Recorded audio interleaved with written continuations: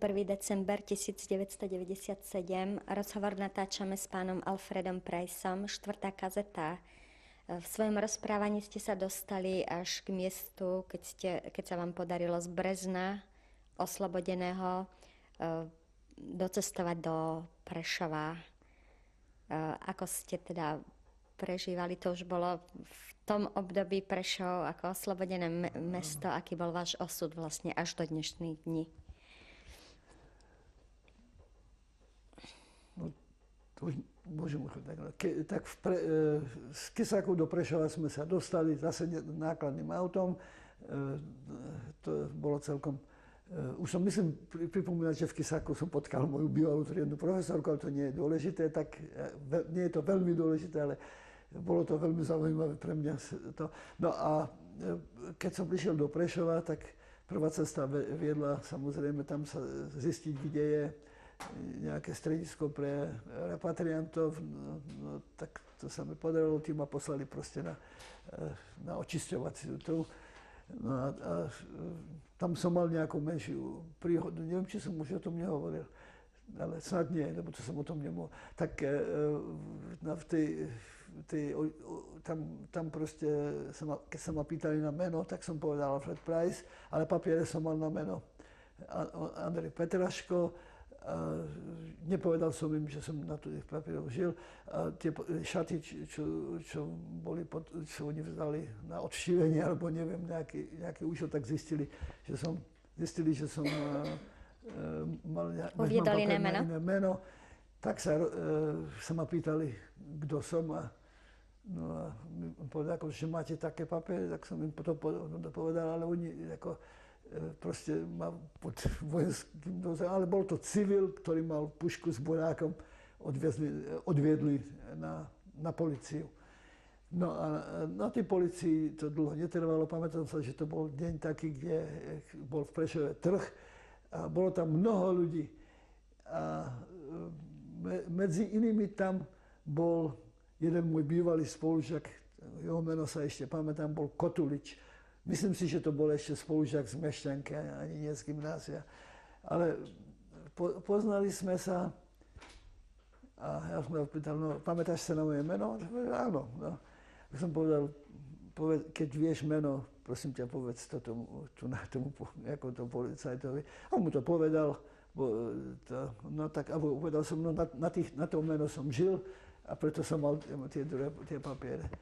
Nič iného, tak ma samozrejme okamžite prepustili a nestáli sa o to, čo a kam idem, to nebola ich starosť. A moja prvá cesta viedla na Sabinovsku v Prešove, potom na Sabinovsku 19, kde som ja sa schovával, kde žili pôvodne Priceová rodina, myslím, že aj rodičia vašeho otecka tam nejakú dobu potom za vojny prežívali. Ale pretože vedel som, niekto mi povedal, že nikto z tej rodiny ešte tam nie je, ale ja som chcel hlavne vedieť, či tam nájdem ešte, ja som si tam nechal, to som možno nespomínal, nechal som si tam rodinné fotografie, ktorú som si netrúfal vziať, keď som odchádzal žiť na ríšske papiere. Tak som tam išiel do tej komory, čo mali na terase a začal som sa tam hrabať. Domovnička to videla, mne to na tom nezáležalo, ona ma poznala a samozrejme zo starých dôb a ja som tam našiel ten sáčok s tými mojimi. Ale nepovedal som mi, čo tam mám a ona sa ani nepýtala. No, ale potom pozrieť som počul, že predpokladali, že mám tam, že som tam mal nejaké cennosti, ale to už mi nakoniec bolo jedno. Ale hovorím to skôr preto, len že aj ľudia, ktorí ako celkom dobre sme s nimi vychádzali, niektorí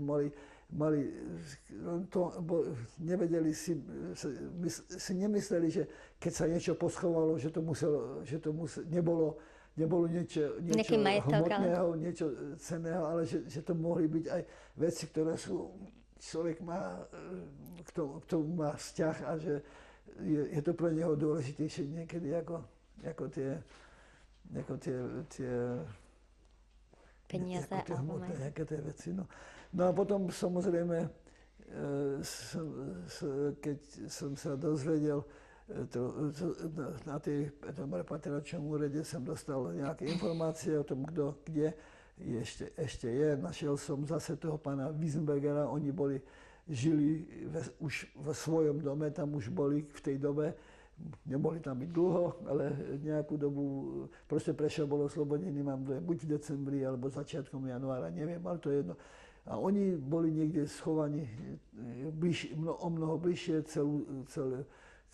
celú vojnu a hneď sa vrátili a v tom dome dostali, celý dom nie, ale ten byt dostali. No to je jedno, a ja som sa u nich ubytoval, ako oni ma ubytovali u sebe, že ja som sa oni ma tam nechali bývať, mali tam v tom prízemí nejakú miestnosť vo dvore. A ja som mal úmysel ísť pokračovať do školy, vedieť, aby človek zmaturovať.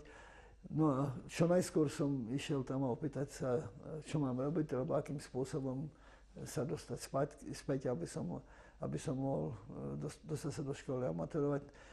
Veľký problém to nebol, myslím, že aj som musel, aj cez to všetko, že som mal septimu, ale že to bolo 5 rokov, tak nejakú skúšku som musel urobiť. Nepamätám sa už, čo pravdepodobne do slovenčiny a možno aj z vlastne. To je jedno. Tak som urobil skúšku, vzali ma, chodil som do tej školy a maturoval som s tým ročníkom 45. No ale medzi tým som sa pozrel aj niekoľko raz do Hanušoviec. Tam postupne tam prišli môj príbuzný strýko, to sa volali Zipserovi. Potom odišli v 47. či 8. Do Izraelu sa odsťahovali. Teta bola vlastne moja, tá Zipserová to bola manželka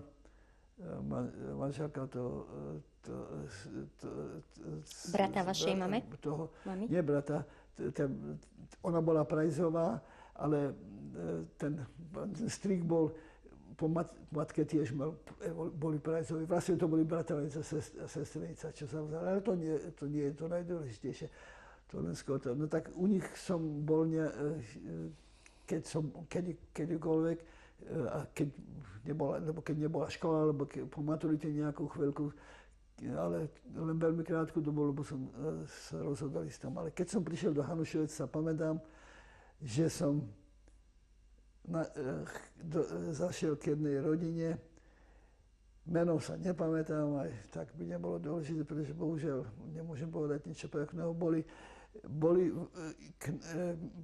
Mali sme to s nimi, vždy som myslel, že korektné vzťahy a pamätám sa, že v posledných rokoch, čo sme tam ešte pred vojnou, oni ako obrábali pôdu, ktorá aj patrila nám a dostali sme, myslím, nejakú časť z toho a oni mali väčšinu.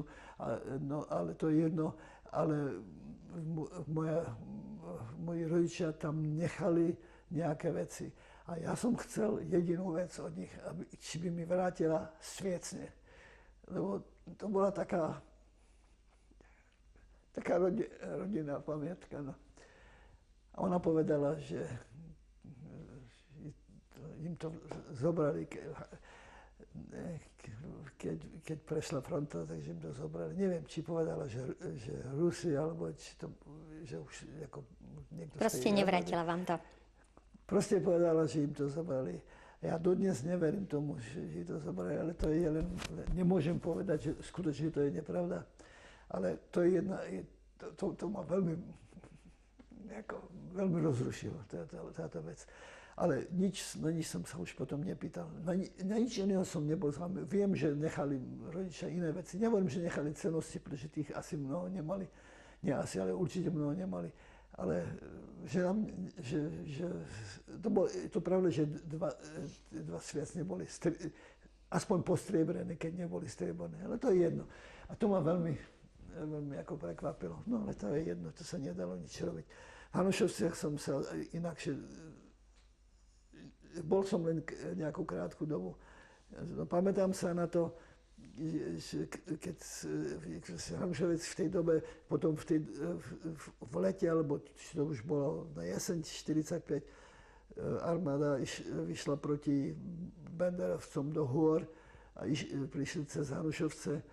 A že tak to bolo, a tí Zipserovi mali takú, nebola to skôr krčma, taká polokrčma, už ako reštaurácia, ale mnoho reštaurácií, tam sa dalo jesť len studené veci, a to je jedno. Ale medzi tými dôstojníkmi tam bol nejaký plukovník či podplukovník, ktorého som poznal. S jeho bratom som chodil do gymnázia v Prešove. Volal sa Baláš, neviem, či je to správne, uvedáte ho meno, ale nie je to dôležité. Myslím, že nič nemôže stať, ale prečo ho spomínam toho Baláža je, veľmi slušne som mnou hovoril, ale už bol trochu, pod nápil som mu povedal, že s jeho bratom som chodil do školy v tom poslednom roku pred vojnou. No, on chcel, či by som sa s ním nenapil. Ja mu povedal, že ďakujem, že nemám záujem. A v tom okamžiku sa skutočne tak zmenil, a že preto o tom hovorím hlavne, že ako som nečakal, že by ako tak zmenil svoju situáciu. Preto len o tom hovorím, že niektorí ľudia, ale som presvedčený, že to urobil alkohol. Že by ako to neurobil, keby nebol to. Že to, do dneska tomu verím, že to je pravda, že pod vplyvom alkoholu sa udá urobiť a ľudia urobili veľmi mnoho nepríjemných vecí. No tak to je ono. Inakšie už len by som chcel povedať, že som sa dozvedel, že v Prahe je letný semester, tak som si povedal, nikoho som tam nepoznal, ale nebolo to dôležité. Som si myslel, keď sú tam iní, tak sa tiež nejak dostanem tam. A tak už myslím v júni, mám dojem, že maturita bola v júni, niekoľko týždňov som bol v Hanušovciach, ale išiel som potom hneď, pravdepodobne v júni, alebo do Prahy. A hneď som sa dal zapísať na univerzitu. Myslím, že ešte skôr, ako som vedel, kde budem spať. Na techniku, teda som to patril, šiel som na vysokú obchodnú, ale len preto, že som si povedal, nie si dobrý na fyziku a na medicínu nepôjdem, lebo ja by som asi neprežil čo je treba hneď robiť, a to sú tie vivisekcie.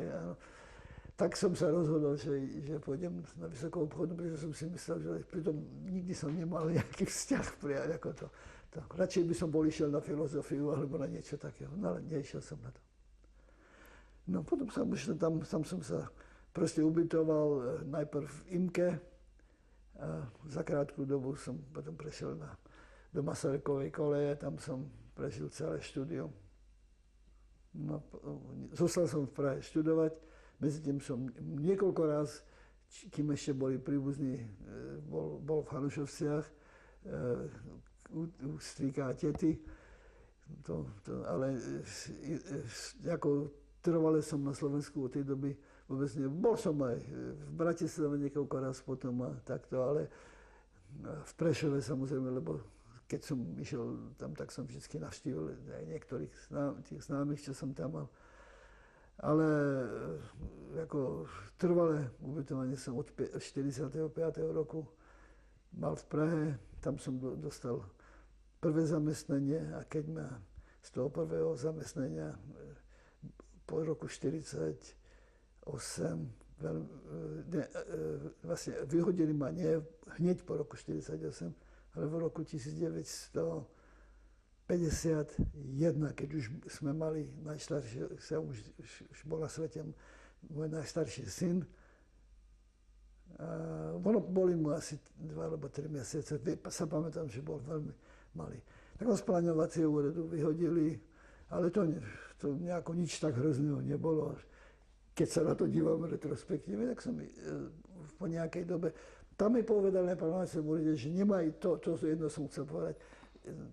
Kádorák mi povedal, že môžem ísť kamkoľvek, že nemajú námietky kamkoľvek. Ja som sa pýtal, či aj na ministerstvo, alebo na generálne riaditeľstvo povedali, že áno, ale zistil som, že to nie je pravda, že ako povedzme, keď som chcel ísť na ministerstvo, som sa ani nikde nepýtal, ale pýtal som sa, chcel som ísť na zahraničnú spoločnosť, kde mi ako mali to, keď som prišiel o deň pozdejšie, povedali, bohužiaľ kádrové oddelenie podľa správ, čo dostalo, nesúhlasí s tým. No tak ešte tam napríklad ústredné riaditeľstvo poligrafie, lebo som mal blízko k poligrafii na plánovacom úrade. Aj tam to odmietli, alebo dostal som sa nakoniec do jednoho z tých podnikov poligrafického priemyslu. A tam som potom pracoval od 48. roku až do 68. A v 68. som šiel na dovolenku, ma pustil na dovolenku na západ. Bola to veľmi ťažká dovolenka, pretože mali sme veľmi málo prostriedkov, dostali sme, ja neviem, nepamätám, či sme dostali pre 3 ľudí asi 300, bolo to proste veľmi z toho vyžiť, no ale dali sme si aj potraviny a všetko, ako robili aj iní ľudia z Slovenska. No a cestovali sme trochu, boli sme Švédsko, Norsko, Dánsko a takto. A boli sme v Norsku, keď sme počuli v auguste, keď sme počuli o invázii, tak sme nevedeli, či sa vrátime, či nie, ale máte na mysli teda vstup Varšavskej zmluvy, áno, okupáciu Československa? V 68. roku. Nakoniec sme sa rozhodli, že sa nevrátime. Neodišli sme s úmyslom sa nevrátiť. To znamená, kto to bol my? Boli ste to vy? Ja, manželka a mladší syn. Môžete povedať mena manželky? Manželka Zdena a mladší syn Peter. To pustili s nami, ale staršieho syna nám nepustili. Ten už bol 15 ročný, čiže už by mal mať vlastný pás, ale nedostal sme pre neho prídel devíz, tak mu nedali pás, tak ako v tej dobe. Tak proste on zostal v Prahe, no ako, ale nie, že by ako bol z toho nešťastný. A my sme sami skutočne nepočítali s tým, že by sme zostali vonku. Keby nebolo bývalo tej okupácie, tak sme sa určite vrátili. Neviem, prečo by sme sa určite vrátili, ale boli by sme sa určite vrátili. Čo sa potom dialo? Kam ste išli? No tak z toho Dánska sme potom, my sme boli vlastne v Norsku, tak cez Dánsko sme sa dostali, potom do Nemecka sme išli cez Hamburg nejak, a zastavili sme. My sme nemali v plánu ísť do Nemecka. Mali sme v plánu potom sa vrátiť cez východné Nemecko do Prahy. A také bol cestou. Takým sme mali aj lístok. Pretože lístky sme dostali mimochodom. To len som povedal, málo peňazí nám dali, ale mali sme možnosť kúpiť si v Prahe lístky na celú cestu. A ja nemyslím, že to ale nie je už nic tak zaujímavého. No, ani nie detaily, ako skôr teda všeobecne. No proste prišli sme cez Frankfurt, potom až jak sme išli do Viedne. A z Viedne tam prišiel za nami aj starší syn. Žena bola späť v Prahe, myslím, že 2-krát dokonca. To nebol taký problém. Ja som späť nebol. No proste prišli sme všetci a potom sme niekedy v decembri 68. Áno, v decembri 68 sme sa dostali do Ameriky Mali sme tu už sestru, ktorá v 46. roku, neviem, či som to povedal predtým, odišla teta ju vybrala vtedy. Clevelandu? Ja som nemal úmyslu v tom 40. Kde sa ma pýtal, ale to nemá tu povedať. Nemal úmyslu ísť do Ameriky. Ja osobne by som bol pravdepodobne v tej dobe radšej išiel do Izraelu, ale so ženou a deťmi, ako potom už pozdejšie, oni povedali, že keď ideme, tak pôjdeme do Ameriky. Tak vlastne odvtedy, od toho decembra 68 žijete v Clevelande. Áno, tam sme zostali ako zakotvili, alebo niečo zakotvili znamená, keď niekto opravdu sa považuje za doma, ale považujeme to dneska za svoj trvalý ako domov, ale v tom smyslu, že sa nehodláme, aspoň ja nie, sa nehodlám už stiahovať, lebo som na to príliš starý, tak už ako... I keď máme aj tam svoje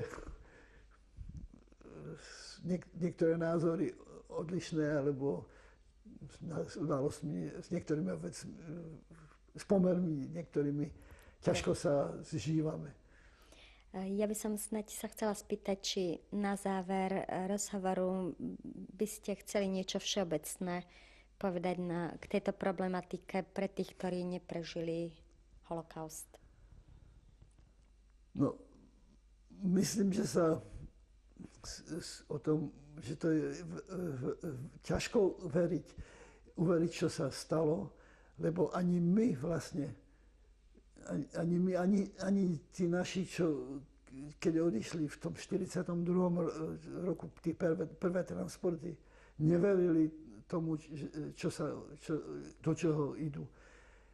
Možno, že to bolo, že človek nechcel veriť, človek si myslel radšej, je lepšie si to ako nepripustiť, že by to, ale skutočne poznal som mnoho vecí, povedzme, rôznych, treba z detí tých našich, čo zahynuli tam. Ťažko alebo povedzme vnúčata tých sa veľmi ťažko zžívajú s myšlienkou. Že to je možné, alebo možno, že nepovedajú. A napríklad sa to prejavuje podľa môjho názoru i v tom, že povedzme židovské deti, povedzme druhé alebo tretie pokolenie, nepríde povedzme na nejaké spomienkovú slávnosť. Ja som použiť slovo slávnosť, lebo neviem, čo by to bola za slovo slávnosť. No nie je oslava. Nemyslí sa tým oslava, myslí sa tým len ako nejaká mimoriadna udalosť. No proste je to, skutočne väčšinou tam prídu len tí, čo ako to, tak že to je ťažko, čiže ťažko počujem, keď som bol zamestnaný. Mnoho som počul aj od ľudí, ktorí, povedzme, nežidov hlavne, ktorí neboli antisemiti, zabudnime na to, je to už to, niekto mal aj svoje to, no moji rodičia zažili dosť veľké ťažkosti, keď prišli sem, alebo moji prarodičia, alebo čo pracovali ťažko v baniach a neviem čo všetko. Ale nikto si to nerad nechce uvedomiť, lebo nie nikto. Málo kto je ochotný si uvedomiť, že treba na to mysleť už len preto, aby sa nejakým spôsobom snažil človek, čo najviac snažil, neviem, či sa to dá, zabrániť tomu, aby sa niečo takého mohlo opakovať. A nie len proti Židom, ale to môže byť pre akúkoľvek etnickú skupinu. Tak myslím si, že je treba o tom ako vedieť a myslím, že je to správne na rozdiel od niektorých ľudí, čo aj židovských sa nájdú, čo tým spomôžeme tomu, ale myslím, že je treba, ale aj vyvodiť dôsledky, že proti tomu treba niečo robiť, no, alebo vychovávať ľudí aspoň. Pán Prajs, ja vám veľmi pekne ďakujem za rozhovor. Ďakujem tiež.